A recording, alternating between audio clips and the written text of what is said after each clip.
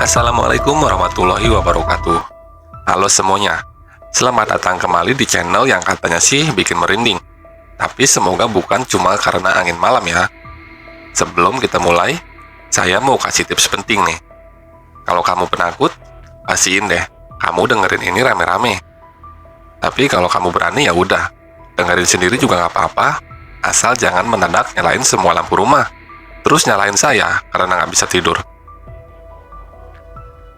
Malam ini kita akan bahas cerita horor yang katanya nyata. Tapi tenang aja, setan di cerita ini cuma nongol di layar.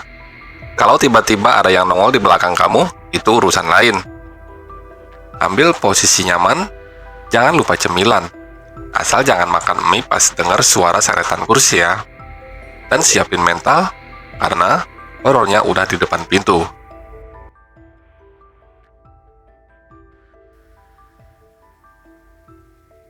Di sebuah kota kecil di Jawa Tengah, tinggal seorang pria bernama Pak Rianto. Ia dikenal sebagai pedagang sembako yang sangat sukses. Toko miliknya berdiri megah di tengah pasar tradisional. Mulanya ia hanya berdagang beras dan minyak dengan meja kecil beralas terpal. Tapi dalam waktu 2 tahun, usahanya meledak.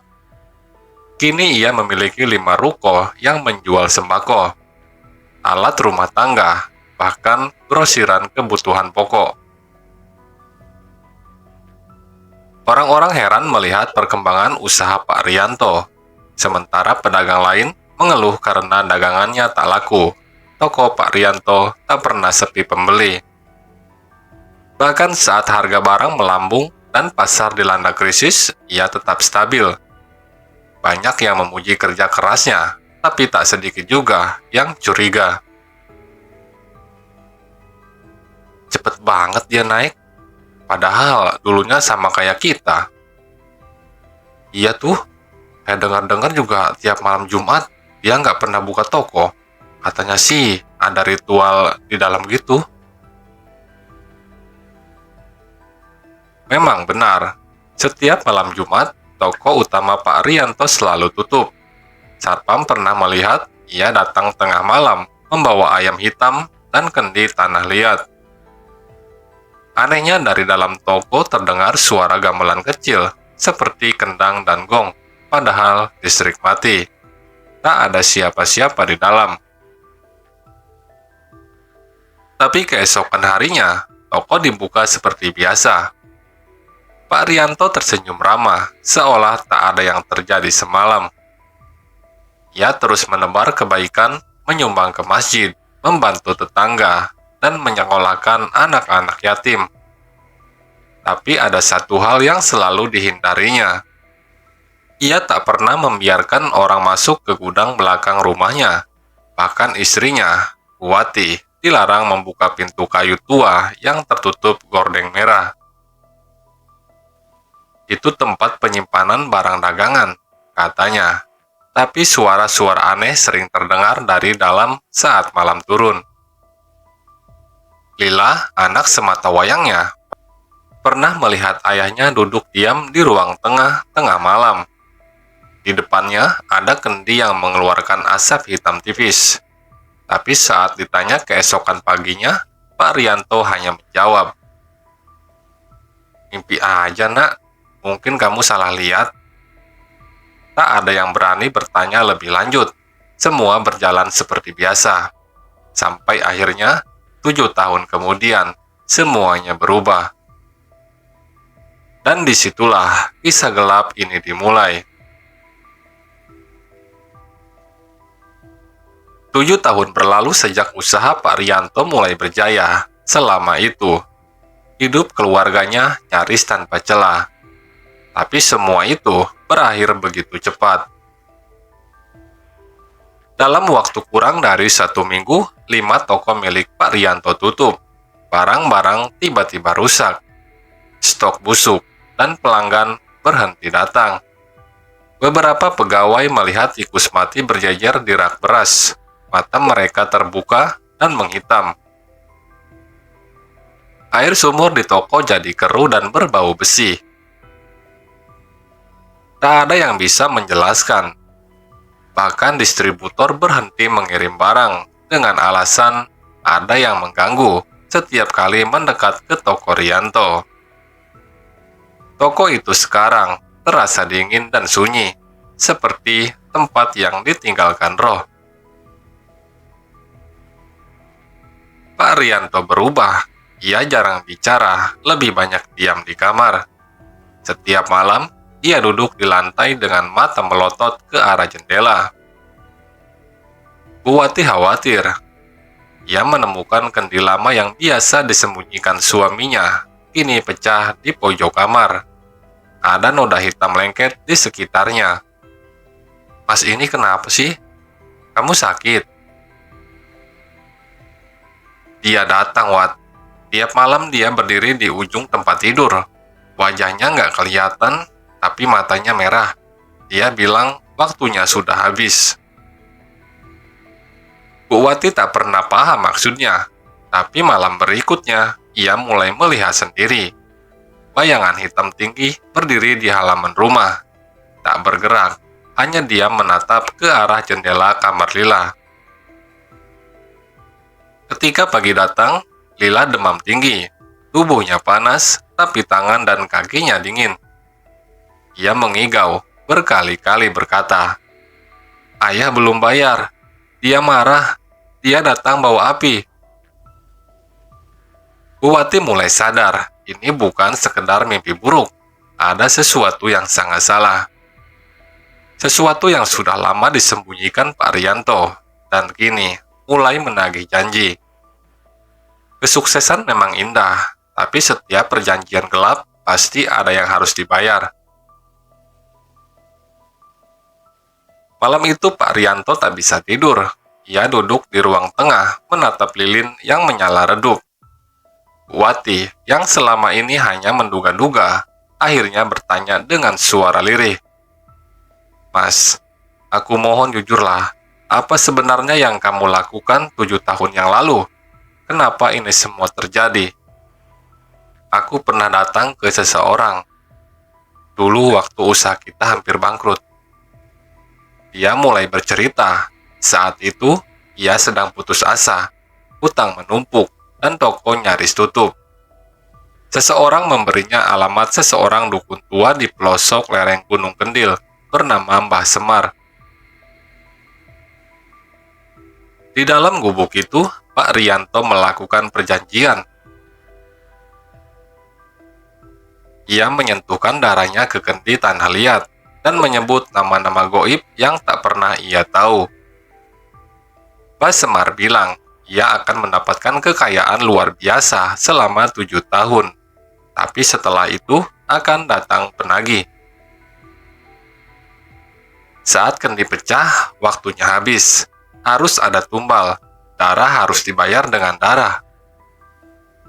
Pak Rianto awalnya tak percaya, tapi ketika pulang ke rumah, toko yang dulu sepi mulai ramai. Uang datang tanpa henti. Semua berjalan seperti yang dijanjikan. "Aku pikir aku bisa kabur dari janji itu, tapi ternyata dia nggak pernah lupa." "Tumbal? Maksudnya siapa yang harus jadi tumbal, Mas?" "Kalau bukan aku, dia akan ambil yang paling aku sayang." Malam itu suara tangisan lirih terdengar dari kamar Lila. Bu Wati berlari ke kamar dan menemukan anaknya berdiri menghadap dinding. Tubuhnya gemetar, matanya terpejam, dan dari mulutnya keluar suara asing. "Janji belum ditepati, waktumu habis, Rianto." Pak Rianto terduduk di lantai. Ia sadar waktunya tak lama lagi.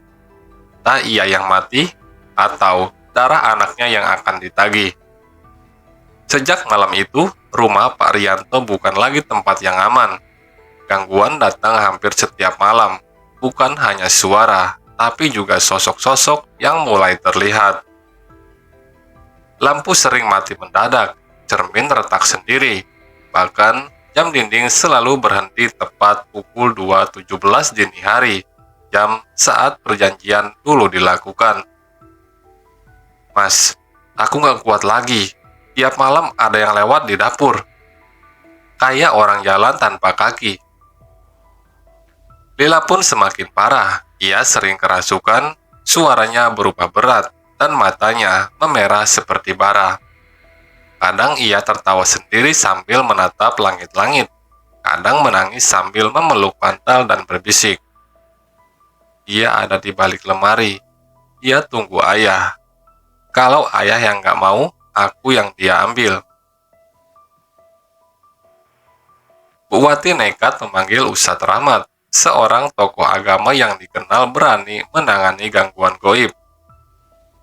Tapi begitu ruqyah dimulai, sesuatu yang mengerikan terjadi. Kau langgar perjanjian, Rianto. Kau ingkari darah, maka darah anakmu akan jadi milikku. Ustadz pingsan setelah itu. Saat sadar, wajahnya pucat. Ia berkata pelan, "Rumah ini bukan rumah lagi, sudah jadi sarang. Tempat tinggal makhluk dari dunia lain. Dia bukan jin biasa, dia pemilik perjanjian." Malam-malam berikutnya, ayam hitam mati ditemukan di halaman. Lehernya patah dan bulunya terbakar. Lila makin lemah, tubuhnya dingin seperti mayat, meski ia masih bernapas. "Tolong mas, lakukan sesuatu. Kalau kamu yang bikin perjanjian itu, kamu juga yang harus selesaikan." "Aku tahu, ini salahku. Aku yang harus bayar." Pak Rianto tahu, waktunya tinggal sedikit. Jika ia tak bertindak cepat, maka nyawa Lila akan jadi tumbal. Dan malam itu, ia membuat keputusan yang akan mengakhiri semuanya. Malam itu hujan turun deras, petir menyambar berkali-kali di langit desa. Tapi Pak Rianto tak gentar. Ia mengenakan sarung dan jaket lusuh, menggenggam kendi pecah yang ia bungkus dengan kain hitam. Di tangannya tergenggam secari kertas bertuliskan sesuatu dalam aksara Jawa kuno. Tulisan dari buku milik Mbah Semar. Tujuannya adalah satu, kembali ke tempat awal semuanya dimulai, gubuk tua di lereng Gunung Kendil. Tapi kali ini gubuk itu kosong, tak ada siapa-siapa. Hanya ada satu kendi besar di tengah ruangan dan bau anyir yang menusuk hidung. "Aku Rianto, pemilik janji. Aku datang untuk menebus. Dengan darahku sendiri, jangan ambil anakku." Tiba-tiba semua lampu petromak di ruangan padam, gelap. Lalu terdengar suara langkah-langkah berat dan berderak. "Kau datang sendiri, bersedia membayar dengan nyawamu. Ambil aku, tapi biarkan anakku hidup." Di rumah saat itu juga, Lila terbangun. Tubuhnya hangat kembali, matanya normal. Ia menangis sambil memeluk ibunya. "Ayah udah pergi." Pagi harinya, warga menemukan Pak Rianto tergeletak tak bernyawa di dalam gubuk tua. Wajahnya tenang, di tangannya masih tergenggam kendi retak dan kertas perjanjian. Tapi ada satu hal yang mengerikan. Sejak saat itu gangguan berhenti, rumah itu kembali normal. Tapi Bu Wati menyimpan kendi yang sudah patah di lemari kayu, dikunci rapat. Karena katanya, perjanjian dengan iblis tak pernah benar-benar selesai, hanya menunggu waktu untuk ditagih lagi.